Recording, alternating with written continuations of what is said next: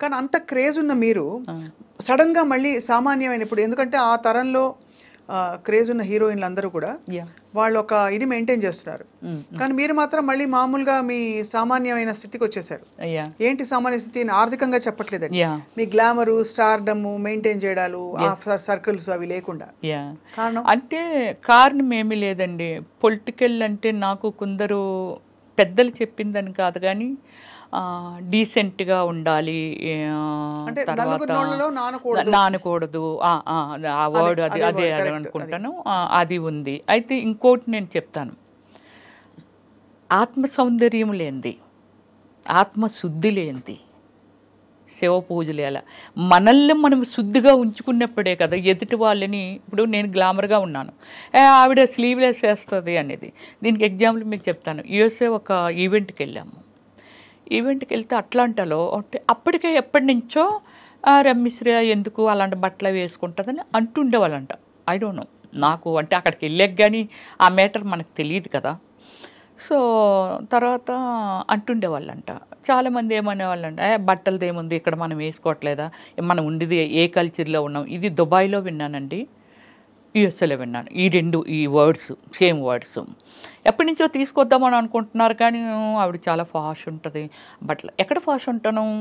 Screen మీద. నేను వెళ్ళిన తర్వాత అక్కడ ఎలాగ మా వాళ్ళు ఒప్పేనేనండి, అదండి ఇదండి, అబ్బాయి ఏమి డీసెంట్ ఉన్నారు రమ్య గారు మీరు అని అంటే, ఒక ఆయనండి, అందరూ ఉన్నాం డిన్నర్ చేస్తున్నాం, ఆయన అన్నారు, చీర కట్టిన ప్రతి ఆడది పతివ్రత కాదు, వాళ్ళ డ్రెస్సింగ్ దీన్ని పెట్టి ఎవరిని ఎప్పుడు అంచనా వేయకూడదని అందరి మధ్య ఆయన మాట్లాడారు. గ్రేట్. అవును, డైరెక్ట్గా నన్ను ఉద్దేశించి ఇంకోళ్ళు ఉద్దేశించి కాదు, నా వర్షన అల్లో ఉంది ఏది ఎప్పుడో, కానీ అది ఆయన అప్పుడు ఓపెన్ చేశారనమాట అలాగా. సో అలా అంటే ఏమిటంటే ఒక డ్రెస్సింగ్ని పెట్టో లేకపోతే ఏదో పెట్టి నేను చేసిన సినిమాలు నేను ఒకటే చెప్పాను, నేను బిఎఫ్లు చేయలే, నాకు ఆఫర్లు వచ్చి నేను చేయలే. వచ్చాయా ఆఫర్లు? అయ్యో నేను చెయ్యను, లాయర్ని పెట్టి మరీ వాయించాను తెలుసండి. చాలా ఫోర్స్ ఉండేది నా మీద. ఎవరు ఫోర్స్ చేసేవారు? షూట్ చేసేవాళ్ళు ఎవరైతే దానికి స్పాన్సర్స్ ఉంటారో ఇదంతా ఉంటుంది కదండి. అంటే చాలా లాంగ్వేజెస్లో చేశాను కదా, బాగా స్ప్రెడ్ అయ్యి వరల్డ్ వైజ్ స్ప్రెడ్ అయ్యాను నేను. సో ఇలా నేను అవాయిడ్ చేస్తే నేను ఒకటే చెప్తాను, సినిమా ఎనీ ప్రొఫెషన్ దాన్ని మనం ఒక డాక్టర్ అవనియండి, లేకపోతే యాక్టర్ అవనియండి, ఇంజనీర్ అవనియండి, ఒక సివిల్ ఇంజనీర్ బిల్డింగ్ కట్టాలని అంటే అయ్యో ఎంతోమంది ట్రావెలింగ్ ఎన్నో ఇయర్స్ ఉండాలనేది తన మొత్తం అంతా తన టాలెంట్ అంతా పెట్టి చాలా నిజాయితీగా చెయ్యగలిగితేనే, లేకపోతే ఎందరో ప్రాణాలు పోతాయి. ఇలాగేమిటంటే నా ప్రొఫెషన్లో నేను వచ్చానండి. ఒక డైరెక్టర్ డ్రీమ్లో దిస్ ఈజ్ ఒక కాన్సెప్ట్ ఈజ్ వన్ ఫ్యామిలీ. ఒకరు ప్యాంట్ వేస్తారు, ఒకరు చీర కడతారు, ఒకరు షార్ట్లు వేస్తారు, డిఫరెంట్ కాన్సెప్ట్ ఈజ్ స్టోరీ. అలా మీరు వేసిన క్యారెక్టర్స్కి చాలా చోట్ల మీరు కొన్ని ఎక్స్పోజ్ చేసే బట్టలు వేసుకున్నాను. అప్పుడు అదే అంటున్నాను, నాకు డైరెక్టర్ అనే ఒక ఆయన కాన్సెప్ట్ అండి. చిరంజీవి గారైనా సరే కొన్ని సినిమాల్లో గోచి పెట్టుకొని పరిగెట్టారుగా అవసరమైతే. అంటే అడవ మనిషిలో చిన్న కట్టుకొని పరిగెట్టారు. ఎనీవన్ దాన్ని నమ్ముకొని, కళామ తల్లిని నమ్ముకొని వచ్చాము కాబట్టి, బట్ వాళ్ళకి ఏం కావాలని ఇన్పుట్ మనం ఇవ్వాలా వద్దా అంటే ఖచ్చితంగా. బట్ మీరు ఎక్కడ ఫీల్ అయ్యారు అంటే, ఫీల్ కాకుండా మొహమాటం లేకుండా ఇబ్బంది పడకుండా ఆ బట్టలు వేసుకున్నప్పుడు క్యారెక్టర్స్ చేసినప్పుడు ఎప్పుడు అనిపించలేదా? నాకు అనిపించలేదండి, అస్సలు అనిపించలేదు. దేన్నైతే నమ్ముకొని వచ్చానో. ఈరోజు పూజ రమేశ్వరి అంటే మా అమ్మ నాన్న కడుపుని పుట్టి నేను అక్కడే ఎవరినో పెళ్లి చేసుకొని ఎక్కడ ఉండుంటే అంతే కదా. ఎవరికి తెలుస్తుంది రమ్యశ్రీ ఎవరు అనేది? ఎవరికి తెలుస్తుంది?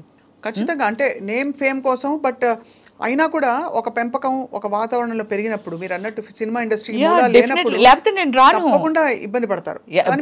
ఇబ్బంది అయినా సరే ఇష్టంగా చేశాను. ఎంతో మంది డైరెక్టర్స్ అన్నారండి అసలు యాక్టింగ్లో కూడా కోఆపరేషన్ చెయ్యరు.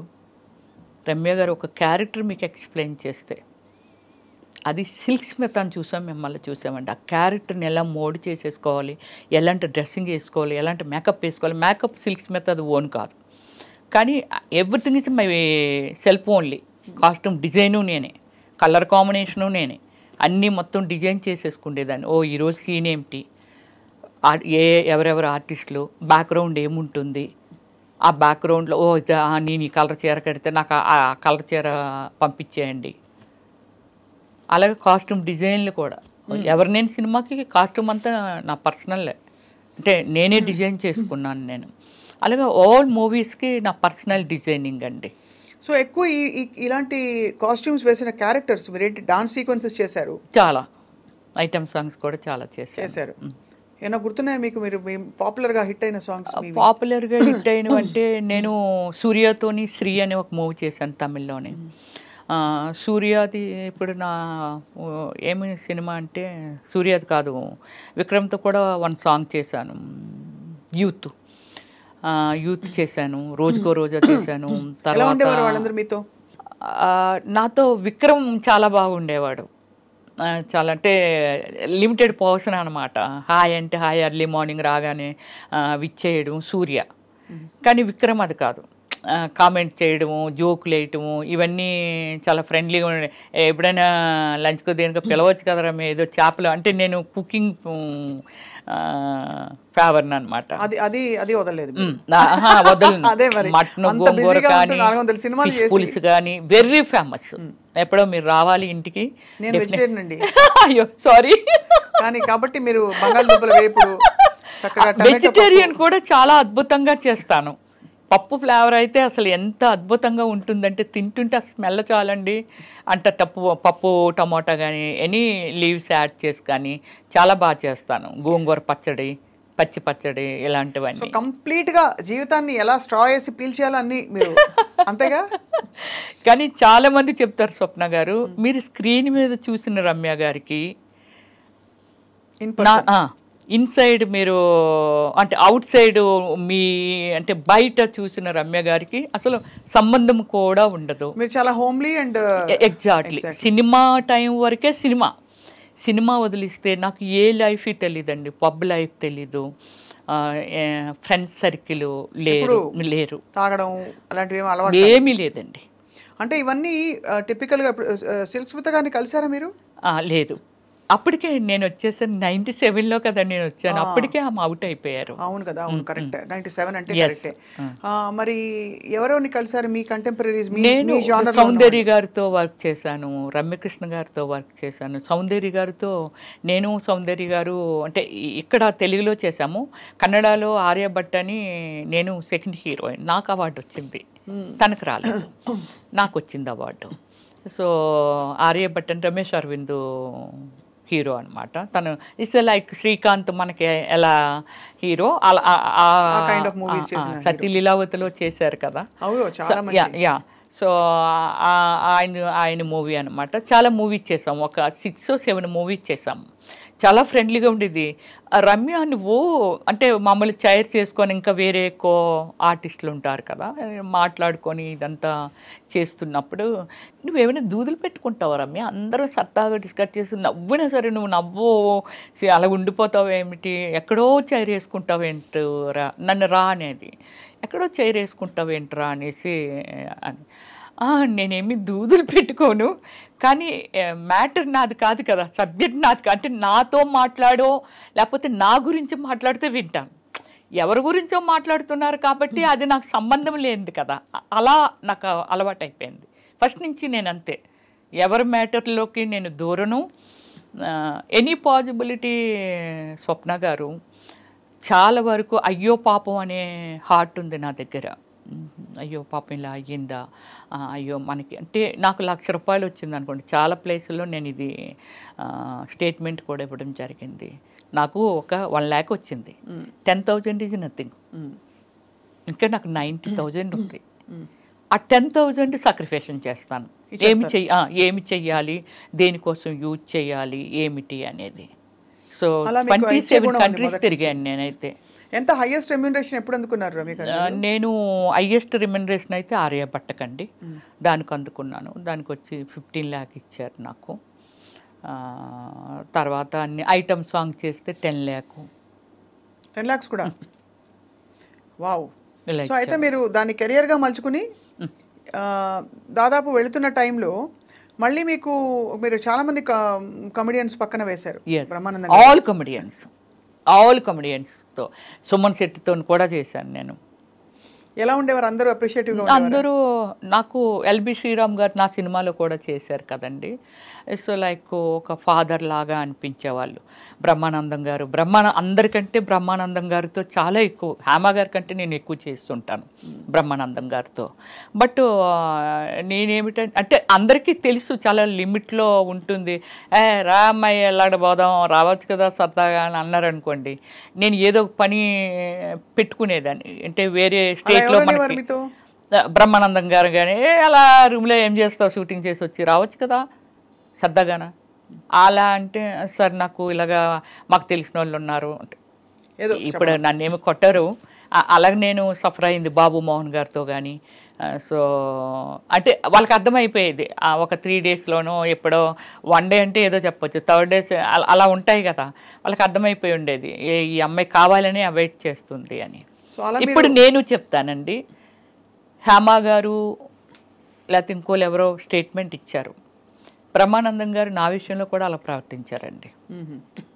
బాబు మోహన్ గారు కూడా, ఏ అమ్మాయిని చూస్తారా, మమ్మల్ని చూడరా ఏంటి, అమ్మాయి ఉంటేనే సినిమా ఆడుతుందా, అలాగే ఇలాగని చెప్పి నన్ను అవాయిడ్ చేసిన వాళ్ళు అంతే అంతే.